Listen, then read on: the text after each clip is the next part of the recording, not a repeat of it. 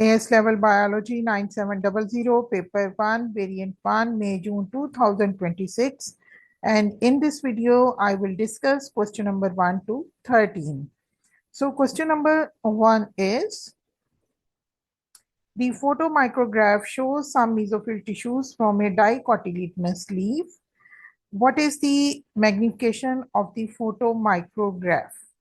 So here you can see the four options and a small scale bar, which is 5 micrometer. So first of all, we have to measure this scale bar with the help of a scale. So after measuring, it is about 14 millimeter. So this is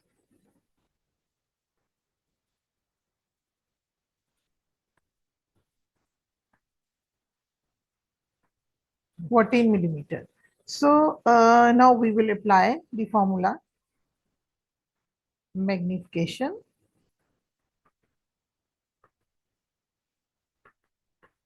is equal to image size divided by actual size. So first of all, we will magnification is equal to image size, you can see, and actual size. So first of all, we will change this 14 millimeter, which is image size, into micrometer. So we will multiply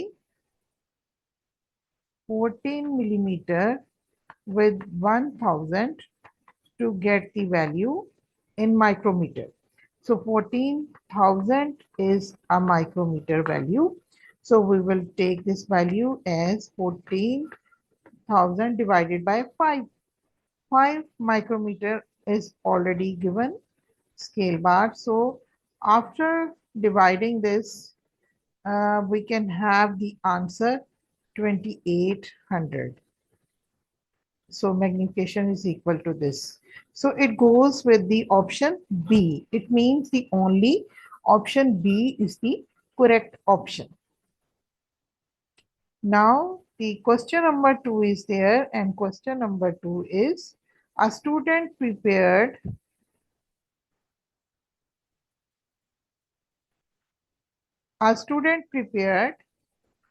a microscope slide of onion tissues by using forceps to remove a single layer of cells from the inside of a section of onion,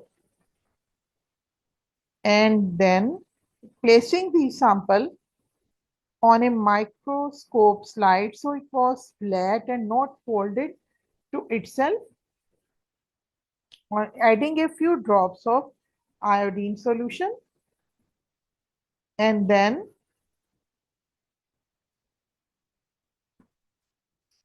removing excess iodine solution using a tissue, placing the slide on the stage of the light microscope and viewing it with the power 10 objective lens, and then a power 40 objective lens. So which problems may occur with this method? So when we are using these methods, and what can be the problem? So they have given the four problems, which we have to select one option by observing these four problems. The first one is the onion tissue may dry out over time, damaging the cells. So this is correct because uncovered plants tissues under a microscope lamp quickly dries out, which distorts and damage cells. So this is correct.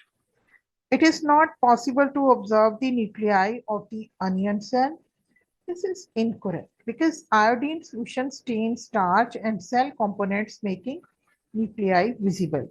So this second statement is not correct. Now the third statement is a single layer of cells. The onion tissues is too thick to allow light to penetrate through it. A single layer of cells removed from forceps is extremely thin and easily permits light through, because you can see.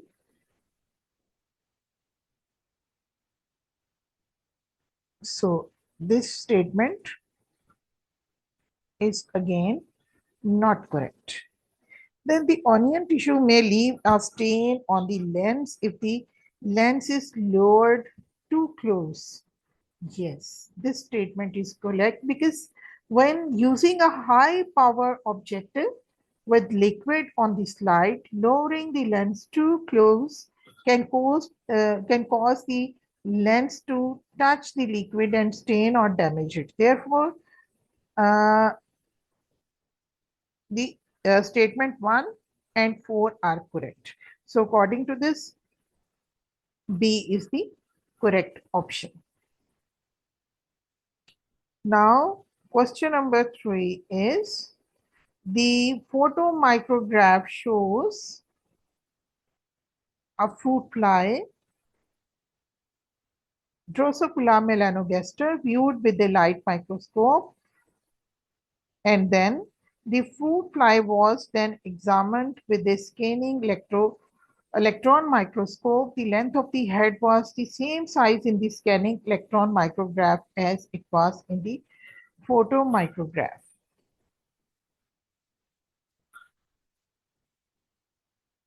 And then the which statement describes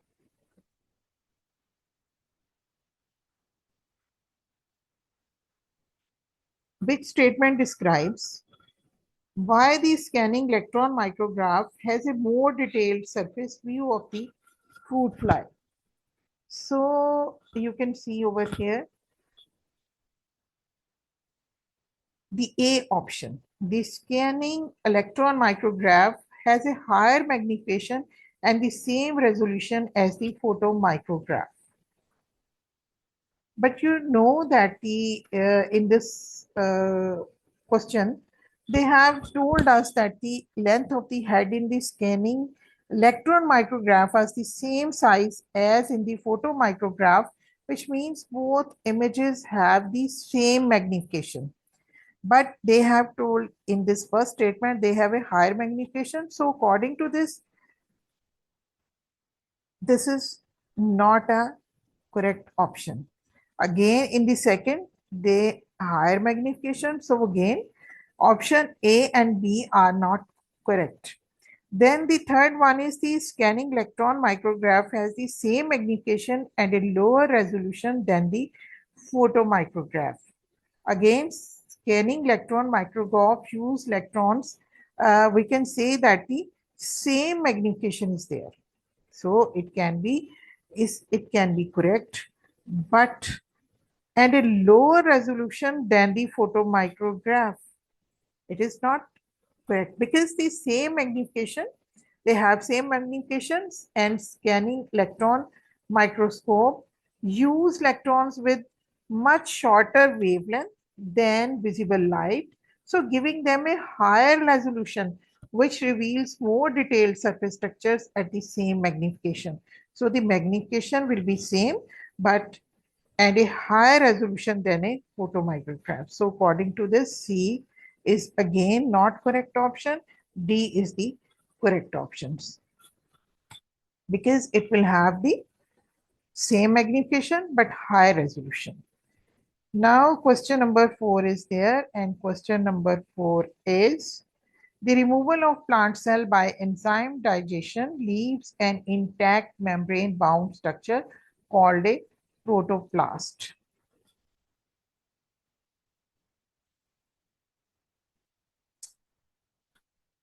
Which statement explains why protoplasts are easily damaged?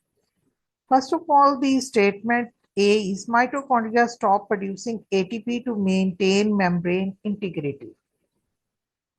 And second, net movement of water is no longer limited by turgor. And third, C is secretory vesicles are unable to fuse with the cell surface membrane. The shape of the cell structure is changed by the loss of cell shape. So here you can see that the cell wall provides mechanical strength and counteracts osmotic pressure, so preventing the cell from bursting in a hypertonic solution by creating turgor pressure. So without a cell wall, a protoplast lacks this physical boundary. Net movement of water via osmosis is no longer restricted by turgor pressure, so causing protoplasts to readily swell and burst when exposed to high water. So it means, according to this, mitochondria stop producing ATP to maintain membrane. This is not the correct, as I have told you. And B is correct, as a protoplast will lack this physical boundary. So the net movement of water via osmosis is no longer restricted by turgor pressure. So it is this. Secretory vesicles are unable to fuse with the cell surface. There is no role with this. And then the shape of the cell structure is changed by the loss of cell structure is changed by the loss of cell shape. So again, this is not the correct option. Only B is the correct option, because this is related with, because the plant cell wall is digested by enzymes. So this is the reason the net movement of water is no longer limited by turgor. So this is the correct option, which is B. Now question number 5 is,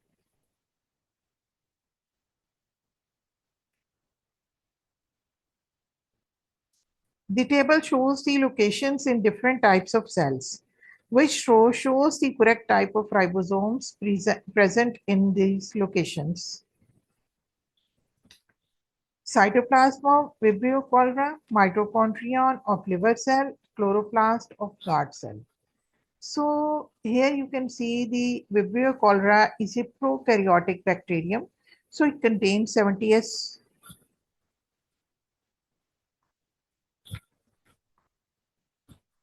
And then mitochondrion or liver cells, mitochondrion possesses prokaryotic like 70S. And then the chloroplast of guard cell, chloroplast also contain prokaryotic like 7TS. So according to this, A is the correct option. All other options are not correct. Now the question number 6 is, which molecules are found in bacteria? You know, the bacteria contain circular DNA, plasmids. The RNA is synthesized by the bacteria by the process of transcription and translation. So RNA is also there. Peptidoglycan, the cell wall is made up of peptidoglycan. So this is, according to this, all these three molecules are present in bacteria. So A is the correct option.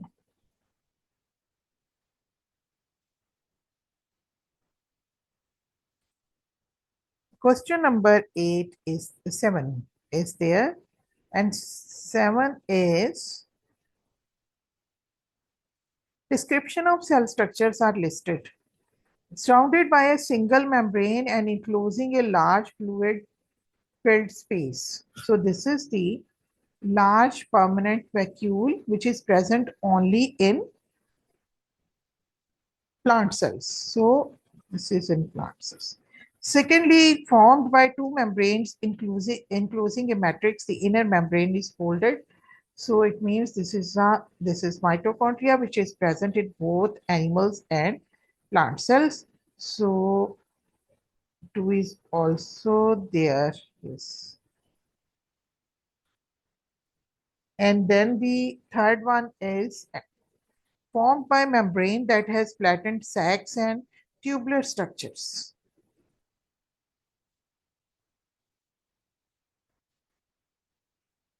Vacuole, mitochondria, and then the third one is endoplasmic reticulum. So they are also present in both. So 3 is also present in both. And then the formed of nucleic acid and protein attached to membrane or free in the cytoplasm. So these are the ribosomes. So they are also present in both. So according to this, I can say that B is the correct option.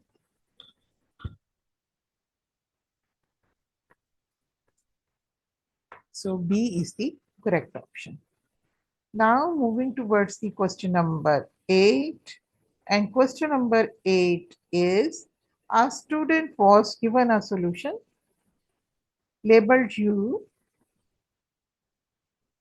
and identify the biological molecules it contained. The student added 2 cubic centimeter of Benedict solution to 2 cubic centimeter of U, heated the mixture in a water bath at 100 degrees centigrade, and recorded that the mixture turned green. So which biological molecule would give this results? You know, the Benedict solution is used to find out the conformation of reducing sugar. So here you can see the A is the A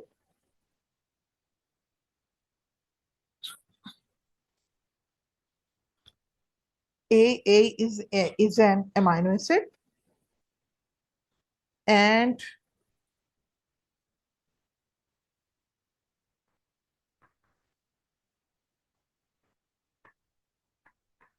so B is, you can see the glycerol,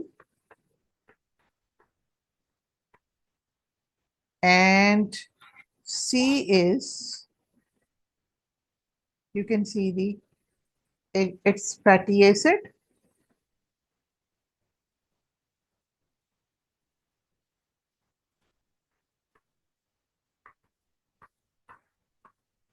and whereas the D is the alpha glucose. So D is the correct option because the glucose is the reducing sugar,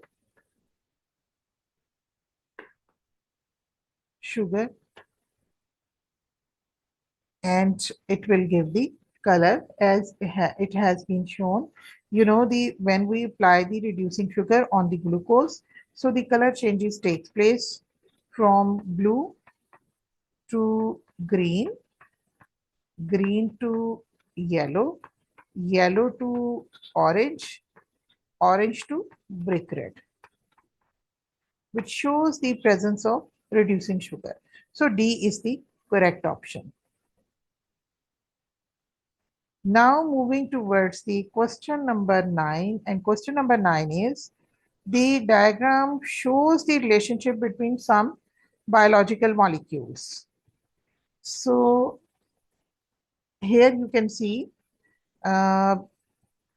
number 1, 2, 3, 4, 5. So at number 1, you can see that some biological molecules, number 1 and number 2, this is alpha glucose, and second it is carbohydrate, which will not match with one another.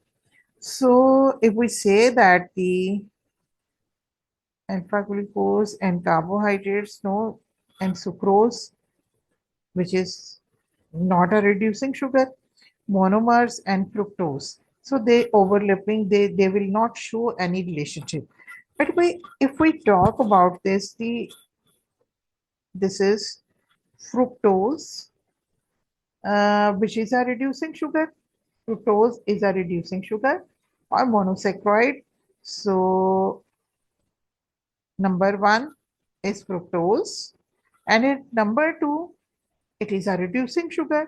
So it is overlapping 1 and 2. And then at 3, again the glucose. Glucose is again the reducing sugar. And the overlapping, that is overlap between 3 and 5, the monomer, both are monomers. That is 3 and 5, both beta glucose and amino acid act as building blocks monomer.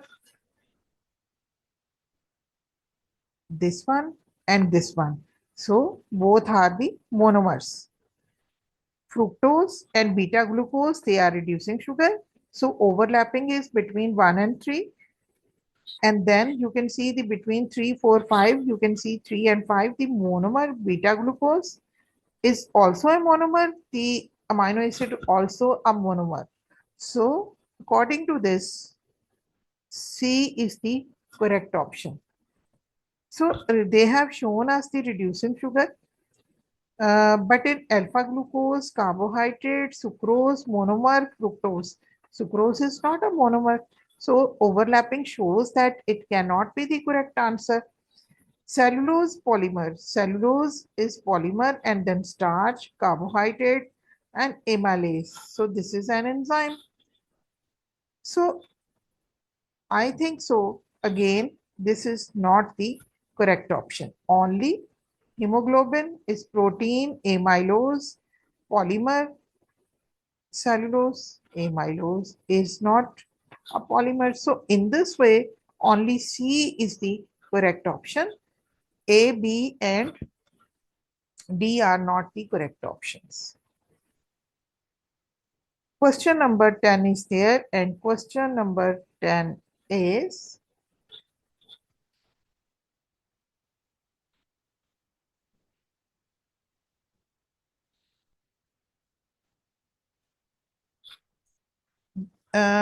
what is a function of glycogen? Extra glucose uh, in the body is stored in the form of glycogen.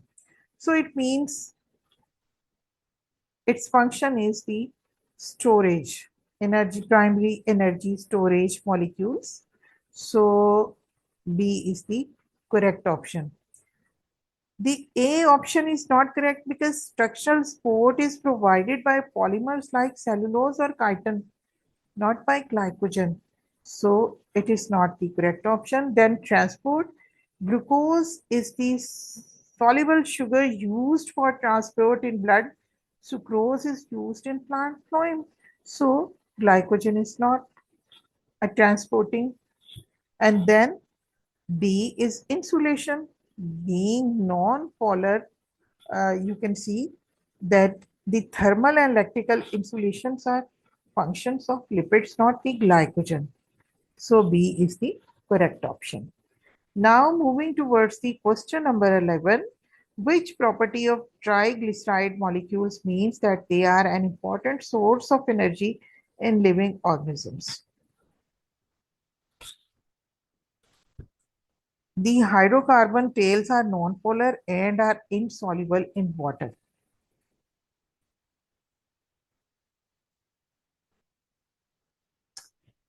Here, I would like to say that the carbon-hydrogen bonds are nonpolar.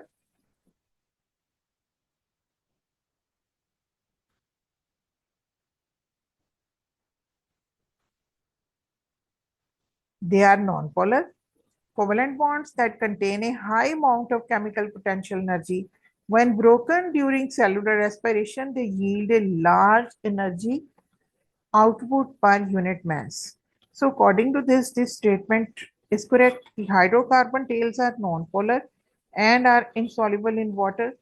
Being non-polar, insoluble, and hydrophobic prevents triglycerides from affecting the water potential of cells, making them good storage molecules, but these properties do not directly make them a high energy source. So A is again not correct and D is again not correct because the molecules are hydrophobic. So this is the reason. Now the C, they have many covalent bonds between the fatty acids and the glycerol molecules. They are not many. There are only 3. So again, this is not the correct option. Only B is the correct option. Now question number 12 is there, and question number 12 is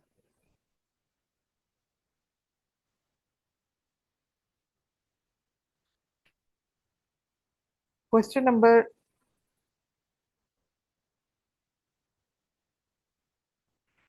the thermal stability of the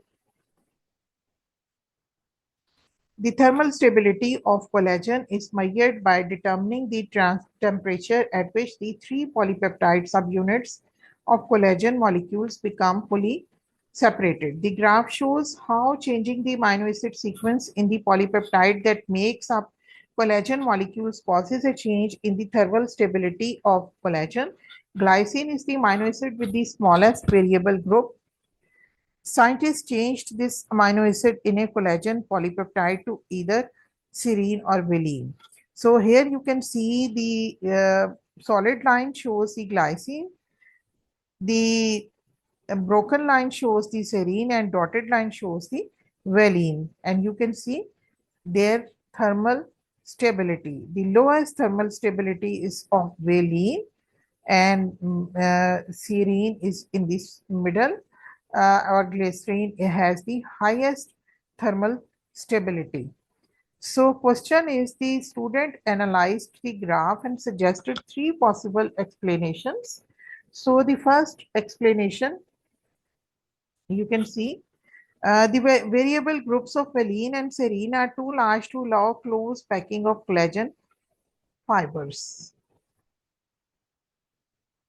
The variable groups of valine and serine too large. So correct, this is correct, because glycine has the smallest R group, uh, which allow the three polypeptide chains to pack very tightly together into a rigid triplex helix. And then serine and valine have significantly bulkier variable R groups, preventing close packing and thus reducing the stability of the collagen structure. So this statement is correct. And then we move towards the next statement, which is there are more hydrogen bonds present between collagen polypeptides that contain serine instead of glycine than between glycogen peptides and peptides that contain valine instead of glycine. So this is also correct, because they looking at the graph, the thermal stability of the collagen containing serine is higher than containing the valine. Serine contains a polar group, hydroxyl group in its R group, which is capable of forming extra interchain hydrogen bonds compared to valine. So therefore, serine maintains higher thermal stability than valine. So again, this is correct. Now we move towards the third statement, which is the triple helix that make up collagen are less separated at high temperature in the protein with glycine than in the protein with other serine or valine. How many of these explanations could be the correct? So the third one is also correct. Thermal stability is explicitly defined in the text as the temperature at which the three polypeptide subunits becomes fully separated. So since collagen containing glycine retains high stability at high temperature compared to serine or valine, so its triple helix remains intact at high temperature. So again, all these are correct. So according to this, D is the correct option. Now the question uh, 13, which is the last of today's video, is a student listed some possible steps to measure the progress of a starch-amylase catalyzed reactions. So here you can see the first one is calibrate the calorimeter with a dilute iodine solution. This is incorrect. A calorimeter must be calibrated using a distilled water or reagent Planck control solution without color change, not with dilute iodine to set the baseline absorbance. Second, measure the light transmission with a color filter. Again, this is not correct.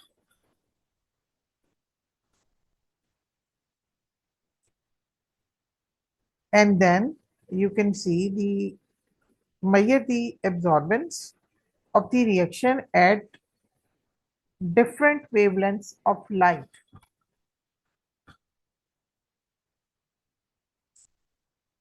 Measure the light transmission with a color filter. This is correct.